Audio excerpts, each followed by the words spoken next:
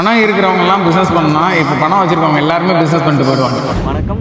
இன்னைக்கு நம்ம எங்கே இருக்கோம்னா, நம்ம திருக்கழுக்குன்றம்ல இருக்கிற நடுவுக்கரையில் இருக்கிற நம்ம ஃபார்மில் தான் இருக்கோம். நம்ம இந்த கிரீனி ஃபார்மை நம்ம சார் கூட சேர்ந்து தான் 2 பேர் டைப் பண்ணியிருக்கோம்.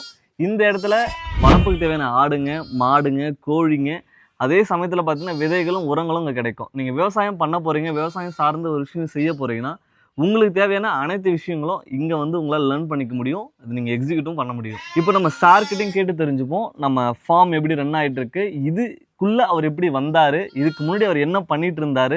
ஆக்சுவலாக ஏன்னா சார் வந்து ஒரு பிஸ்னஸ் மேன். ஃபஸ்ட்டு ஒரு பிஸ்னஸ்குள்ளே இருந்து ஒரு ஃபார்மிங் ரிலேட்டடாக ஒரு விஷயம் வரும்போது என்னென்ன மாதிரி விஷயங்கள் அவர் ஃபேஸ் பண்ணியிருக்காரு அப்படின்றது கம்ப்ளீட்டாகவும் கேட்டு தெரிஞ்சுப்போம். ஏன்னா ஒரு 30 to 40 years எக்ஸ்பீரியன்ஸ் உள்ள ஒரு அனுபவசாலி தான் இந்த ஃபார்மிங் இண்டஸ்ட்ரிக்குள்ளே இருக்கார். இவர் மாதிரி அனுபவசாலிகளுடைய அனுபவங்கள் தான் இன்றைக்கி நிறைய பேருக்கு தேவை ஒரு நியூவாக விஷயம் ஸ்டார்ட் பண்ணும்போது. வணக்கம் சார். வணக்கம். நம்ம ஆக்சுவலாக நம்ம ஃபார்ம் ஸ்டார்ட் ஆகி ரொம்ப சூப்பராக போயிட்டுருக்கு. நீங்கள் எப்படி ஃபார்மிங் பிஸ்னஸ்க்குள்ளே வந்தீங்க, நீங்கள் என்ன பிஸ்னஸ் பண்ணிகிட்ருக்கீங்க அப்படின்றத நம்ம சொன்னோம்னா அவங்களுக்கு நிறைய பேருக்கு ஹெல்ப்ஃபுல்லாக இருக்கும். நம்ம வந்து ஸ்டெபிலைசர் மேனுஃபேக்சரிங் பண்ணிகிட்ருக்கோம். இதில் வந்து எல்லா ஹையர் கேபிஏ வரைக்கும் பண்ணிகிட்ருக்கோம். அதாவது 2000 கேபிஏ வரைக்கும் பண்ணிகிட்ருக்கோம். சின்னதுலேருந்து CIC, TV, fridge, washing machine எல்லாத்துக்குமே. இது நம்ம ஒரு 30-35 வருஷமாக அந்த பிஸ்னஸில் இருக்கோம்.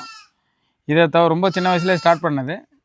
ஒரு 8 இயர்ஸாக வந்து அக்ரிகல்ச்சருக்குள்ளார வரணும்னு சொல்லிட்டு 8 இயர்ஸாக அக்ரிகல்ச்சரும் பண்ணிகிட்ருக்கேன். ஸோ 2 இயர்ஸ் 3 இயர்ஸாக வந்து நான் ஃபார்மிங் பிஸ்னஸ் ஸ்டார்ட் பண்ணி நல்லபடியாக போயிட்டுருக்கு. இயற்கை விவசாயம், இயற்கை உரம் தயாரிப்பு இப்படி நம்ம பண்ணிகிட்ருக்கோம் தொடர்ந்து. சூப்பர். ஓரளவு சக்ஸஸாகவும் போயிட்டுருக்கு. Yes sir. சூப்பர். இப்போ மாட்டு பண்ணைக்குள்ளே நம்ம ஆரம்பிச்சிருக்கோம். நீங்கள் ஆட்டு பண்ணையை எந்த மாதிரி ஒரு விஷயத்தில் பார்க்குறீங்க? இந்த ஆட்டு பண்ணைன்றது வந்து ஒரு குறுகிய கால ஒரு பிஸ்னஸ் லாபம் கம்மியாக தான் கிடைக்குமா, இது உள்ள ஒரு ஃபியூச்சரிஸ்டிக்காக இது எப்படி இருக்கும் அப்படின்றது நீங்கள் அசம் பண்ணுறீங்க? அதை மீட்டுடைய பர்பஸ் வந்து இன்றைக்கி தேவை. நீங்கள் போய் பார்த்தீங்கன்னா 1000 ரூபா விற்கிது ஆட்டுக்கறி, எங்கேயுமே கம்மியாக கிடையாது. ஆமாம். ஸோ ஒரு பேஸ் மார்க்கெட்டிங் இருக்குது. பட் நீங்கள் எங்கே விற்கிறீங்க, எங்கே வாங்குறீங்கன்ற ஒரு விஷயமும் இருக்குது. ஸோ தரமான மீட்டு நீங்கள் கொடுக்க ரெடியாக இருக்கிறீங்கன்னா மக்களுக்கு அவங்க ரேட்டு கொடுத்து எடுக்கிறதுக்கும் இருக்காங்க. ஸோ என்னென்னா சந்தைப்படுத்துறதுல ஒரு பிரச்சனை இருக்குது.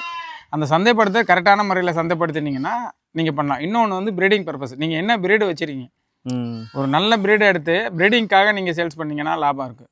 மீட்டுக்கு நான் ப்ரீடிங்க்கும் வச்சுருக்கேன், மீட்டுக்கும் வச்சுருக்கேன். மீட்டுக்கு வந்து செம்மறியாடு வச்சுருப்பேன். ஓகே. ப்ரீடுக்கு வந்து இது வெள்ளாடில் கொடியாடு வச்சுருக்கோம். நம்ம ஸ்பெசிஃபிக்காக கொடியாடு வச்சுருக்கோம். ஸோ இது இல்லாமல் மற்ற ஆடுங்களும் வந்து நம்ம பண்ணிட்டு தான் இருக்கும். ஸோ என்னென்ன தேவைகள் இருக்கோ, ஆப்பர்ச்சுனிட்டி இருக்கோ, அதை எல்லாமே ஃபுல் பண்ணுறது தான் பிஸ்னஸ். ஸோ நம்ம வந்து ஒன்று பண்ணக்கூடாது, மல்ட்டியாக பண்ணணும். ஏன்னா ஆடு, கோழி, மாடு எல்லாமே வச்சுருக்கேன். ஓகே. அது இல்லாமல் விவசாயம், இயற்கை விவசாயம். ஸோ எல்லாத்தையும் பண்ணால் தான் லாபம் சம்பாதிக்க முடியல. Super sir. இப்போது இந்த மாதிரி வந்து நிறைய பேர் வந்து நீங்கள் புதுசாக ஃபார்ம் ஸ்டார்ட் பண்ண போகிறாங்க அப்படின்ற மாதிரி விஷயம்லாம் நிறைய பேர் நம்ம பண்ண ரெடியாக இருக்காங்க. ஆமாம். அவங்களுக்கு எல்லாருக்கும் நீங்கள் ஒரு சின்ன சஜஷனா எதை பேசிக்காக வேணும்? பணம் வேணுமா, இல்லை அதுக்கான அனுபவம் வேணுமா, இல்லை அனுபவம் சார்ந்தவங்கிட்ட இவங்க வந்து ஜஸ்ட் ஒரு கைடன்ஸ் வேணுமா அவங்களுக்கு? பணம் இருக்கிறவங்கலாம் பிஸ்னஸ் பண்ணால், இப்போ பணம் வச்சுருக்கவங்க எல்லாருமே பிஸ்னஸ் பண்ணிட்டு போயிடுவாங்க. ஸோ அனுபவம் தான் ரொம்ப முக்கியமாக இருக்குது. என்ன விஷயம் அப்படின்னு கேட்டிங்கன்னா, நோய் கண்டுபிடிக்க தெரியணும், வர பிரச்சனைகளை சால்வ் பண்ண தெரியணும், நான் மனம் உடஞ்சிடக்கூடாது, டக்குன்னு ஒரு ஆட்டுக்கு பிரச்சனைனா இறங்கி நம்ம வேலை செய்யணும். ஓகே. இந்த மாதிரி நோய் மேலாண்மையை கண்டுபிடிக்க திறன் உள்ள ஆளுங்களை நீங்கள் உருவாக்கணும். அவங்களுக்கு தெரியாது, வர்றவங்களுக்கு நீங்கள் சொல்லிக் கொடுக்கணும். மெடிசன்லேருந்து எல்லாமே இமிடியேட்டாக ஃபஸ்ட் எய்ட் பார்த்து கற்றுக்கணும். ஸோ இந்த மாதிரி ஒரு விஷயங்கள் வந்து ஆட்டு பண்ணையில் ரொம்ப முக்கியம். கோழிலையும் முக்கியம். டெய்லி நீங்கள் கோழியை டெய்லி பார்க்கணும். ஸோ ஒரு கோழி உடம்பு சரியில்லை அப்படின்னா நீங்கள் மார்னிங் பார்த்தோன்னே ஒதுக்க தெரியணும். ஸோ அந்த மாதிரி இந்த மாதிரி இப்போ அது தாயாடை தேடி கத்துது, தாயாடு அங்கே போயிடுச்சு, இது எது கத்துன்னு தெரிஞ்சு கொண்டு போய் தாயாடுகிட்ட கொண்டு போய் விற்க விடணும். கண்டிப்பாக. அதுதான் அது மாதிரி நோயும் பிரச்சனைகள் எல்லாத்தையும் வந்து நம்ம கண்டுபிடிக்க தெரியும். அப்படி தெரிஞ்சுக்கிட்டு தான் இந்த விவசாயம் சக்ஸஸ் பண்ண முடியும். Super sir.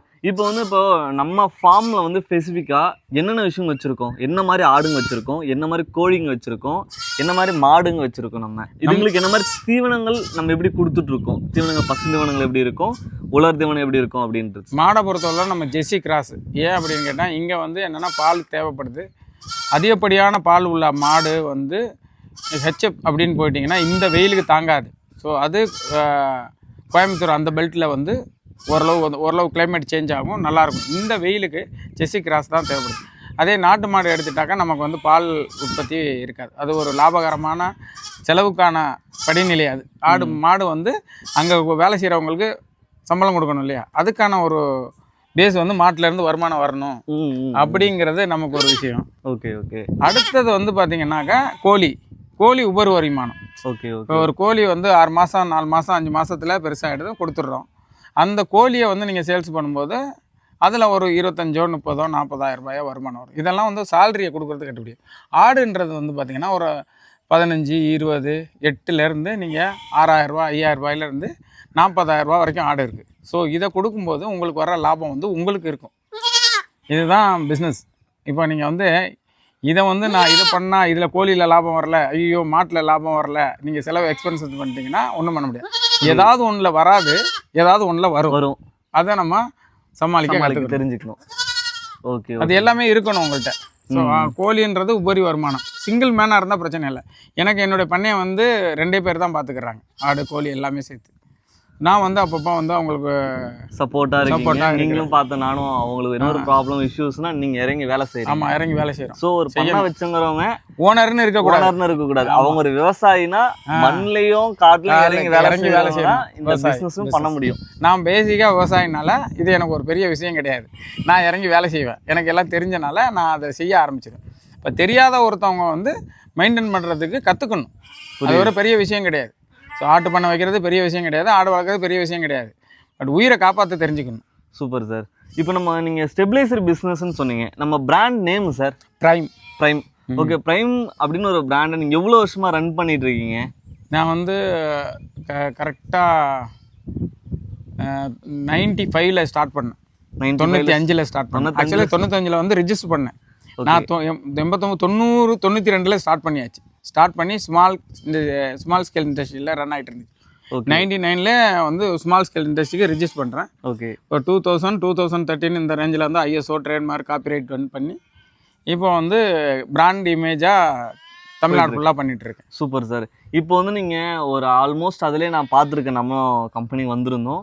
ஒரு நல்ல ஒரு மாஸ் வால்யூம் ப்ரொடக்ஷன் நம்ம பண்ணிகிட்டு இருக்கோம். அதுவும் இந்தமாதிரி சம்மர் டைமில் பயங்கர பீக்கு. அந்த டைம்லேயும் நம்ம அந்த பிஸ்னஸும் தாண்டி நமக்கு ஒரு விஷயம் பேஷனேட்டாக ஒரு அக்ரிகல்ச்சரில் பிடிச்சிருக்கோம் அப்படின்னு இங்கேயும் வந்து பண்ணிகிட்டு இருக்கீங்க. இது எல்லாமே பார்த்தீங்கன்னா ரொம்ப ஒரு யாராலும் பண்ணிட முடியாது. ஒரு இன்ட்ரெஸ்ட் இருக்கணும் ஃபஸ்ட்டு. யாருக்கான ஒரு பிஸ்னஸ் மேலே எதை பண்ண போகிறதாலும் இன்ட்ரெஸ்ட் இருந்தால் தான் நம்ம டைம் மேனேஜ்மெண்ட் பார்க்க மாட்டோம், இந்த வேலை செய்யணுமான்னு பார்க்க மாட்டோம். இது எல்லாம் தாண்டி தான் ஒருத்தவங்க பண்ணுவாங்க. ஸோ நீங்கள் அதை பண்ணிட்டுருக்கீங்க பார்க்கும்போது எங்களுக்கு ரொம்ப சந்தோஷமாக இருக்குது. இந்த ஏஜ்லேயும் இந்த ஒரு டெடிகேஷன் பண்ணி அவர் பண்ணிட்டு இருக்கிறது தான். ஸோ நீங்களும் ஒரு கண்டிப்பாக ஒரு கோட் ஃபார்மிங் ஒரு அக்ரிகல்ச்சர் ரிலேட்டடாக ஒரு விஷயம் பண்ண போகிறீங்க அப்படின்னா நம்ம ஃபார்ம் வந்து இங்கே விசிட் பண்ணி பார்க்கலாம். சார்கிட்ட அவர்கிட்ட இருக்கிற அனுபவங்களை நீங்கள் கேட்டு தெரிஞ்சுக்கிட்டு நீங்களும் உங்களுடைய கோட் ஃபார்மிங் கவு ஃபார்மிங் இல்லை ஒரு பவுல்ட்ரி ஃபார்மிங்கும் ஸ்டார்ட் பண்ண போகிறீங்கன்னா ரொம்ப ஹெல்ப்ஃபுல்லாக இருக்கும் உங்களுக்கு.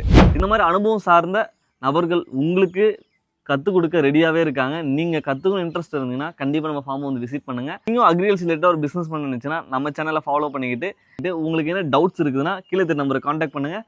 எல்லா விதமான சப்போர்ட்டும் எங்கள் கிரீனி டைம் பண்ணி கொடுப்பாங்க.